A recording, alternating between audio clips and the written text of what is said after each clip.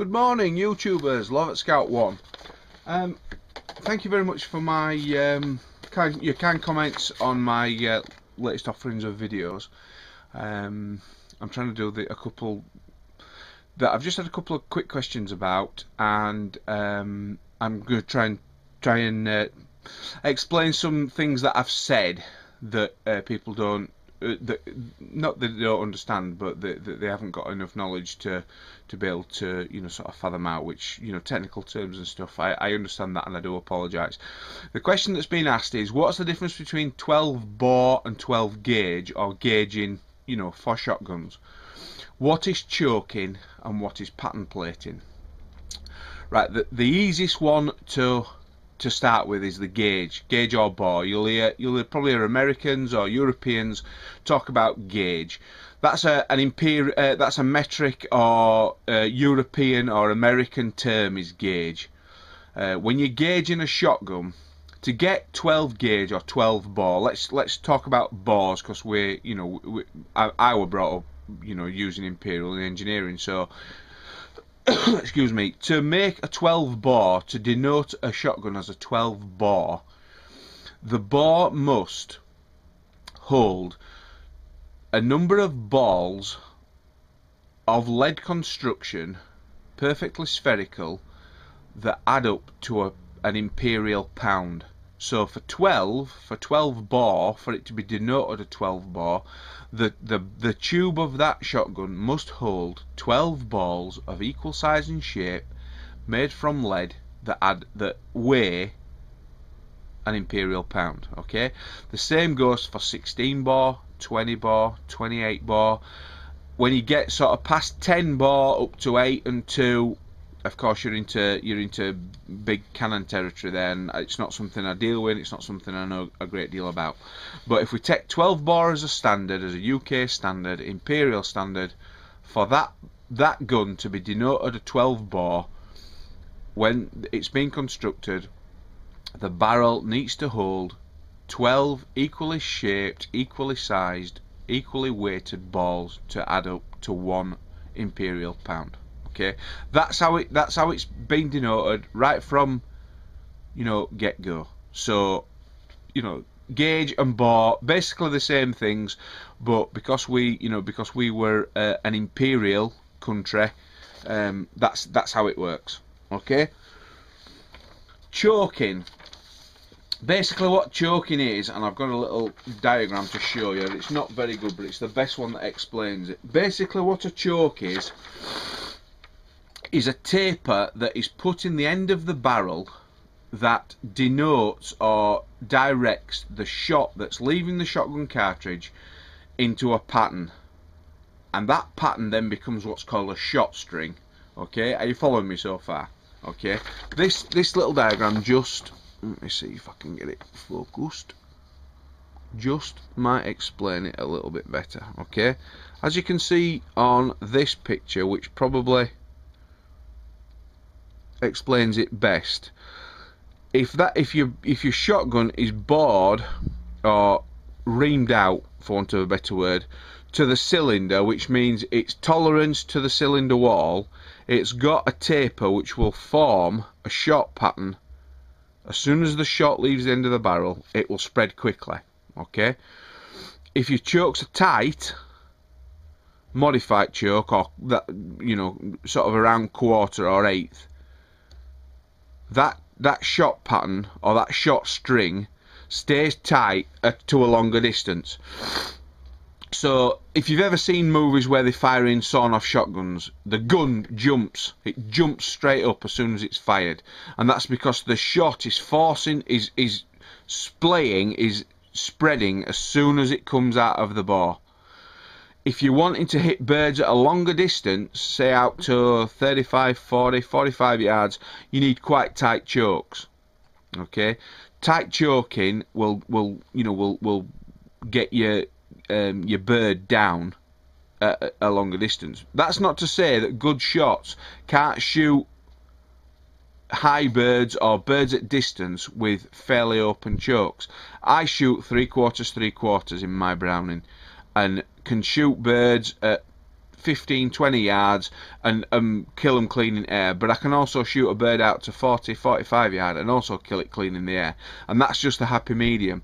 If you like that Webley that I showed you, or the Boswell that I showed you, you know, there's a quarter choke in there somewhere for tight choking, you know, for shooting birds or for shooting game out at, you know, so that basically that tight choking is so that if you shoot a bird quite close, you don't muller it and it's not a lead pudding. That's sort of, you know, the idea behind it. But all choking is, in a nutshell, is a taper in the end of the barrel to denote or create a shot pattern. What a shot string is from that shot pattern, if your shot is climbing, of course, some pellets in that cartridge will have a lesser density, some will have a higher density, and the higher density ones follow the shot string out to a further distance, which allows you to kill humanely and cleanly at a greater distance. There's a lot said. There's a lot, you know, a lot of science and whys and wherefores and one thing or another. Choking is a very, very personal thing. If you're happy with chokes that you've got in a fixed choke gun, which a lot of side-by-side guns like the ones that I showed you are fixed chokes, which means they are reamed at the factory, and basically you get that, and then you can get it out on a pattern plate. If you don't like it, you can have those chokes reamed out.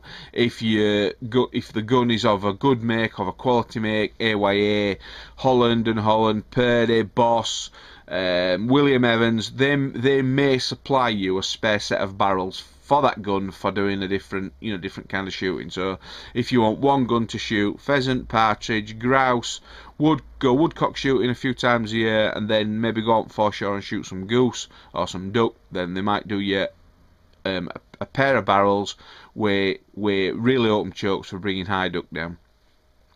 A lot of lads that shoot multi-choke guns, 85-90% of them will keep the chokes that are in the gun when they get it, and they'll stick with them all the time. I've seen and I've encountered guys that'll go out and shoot pheasant and duck in the morning, then go back to the car park at lunchtime, have the break, and then while they're doing the break, they'll get the little silicone cloth out and the little spanner, and they will change the chokes. And right, well, you know, and if that's how they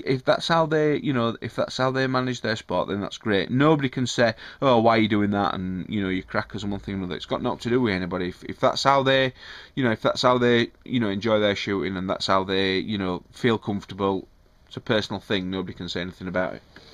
If you buy a gun, and if you're buying second-hand guns especially, generally a lot of big shooting schools now will have what's called pattern plates to allow you to pattern the gun, and that kind of, I don't know if you can see that kind of explains pattern plating best. Basically what it is a big target. Now these targets, I mean, that's only a very small picture because that's the best one that I could find that would just show you what I mean.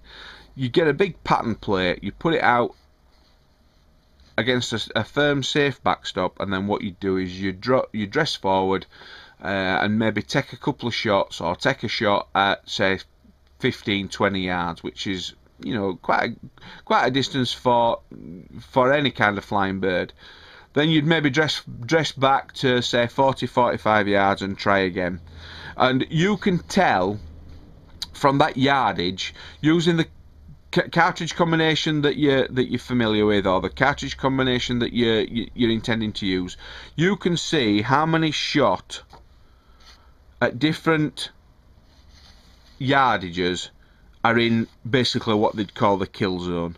So I mean, that's a 12 bore and that's a 28 bore. You can see the 28 bore there's got a much tighter pattern, and the 12 has got a greater spread. So we'll sort of cover 28 bore up for the moment, but say that 12 bore was shot at 25 yard. That's a pretty good spread. Most of the shot pattern is there in what they would determine the kill zone or the central zone. There's not a lot of spread.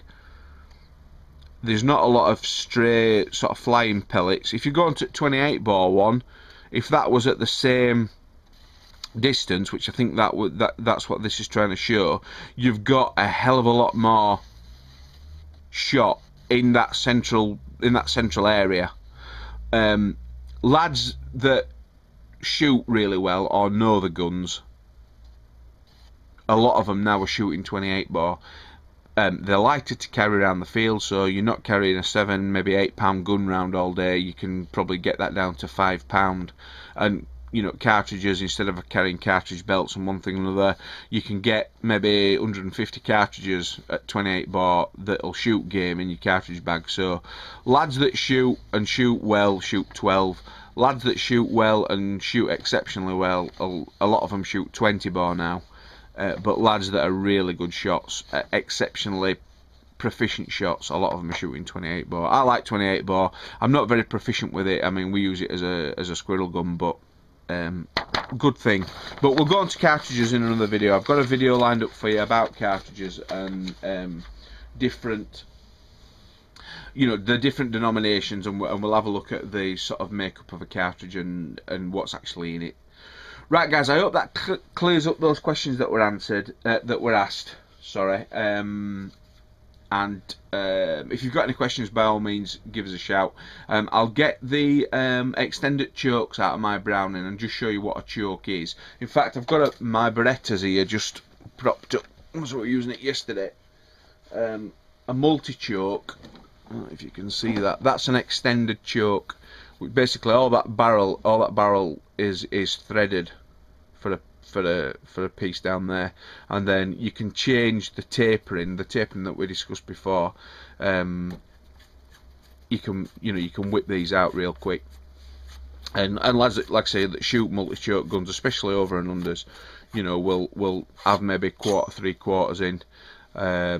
Or you know, half or whatever, and then at lunchtime when they know they're going to be on high pheasants, they'll change them out.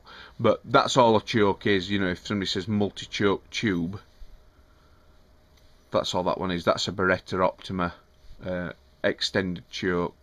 Basically just gives your you know, your shot, like we described before, just a bit of extra time before it starts to spread. That's a full choke for shooting foxes and pigeons with. So, but yeah, that's all they are. It's just a chrome molly tube stuck in end of gum. Right, guys, I hope that's been of some interest to you. I know I've waffled a little bit, but any questions, by all means, give me a shout. Cheers, thanks.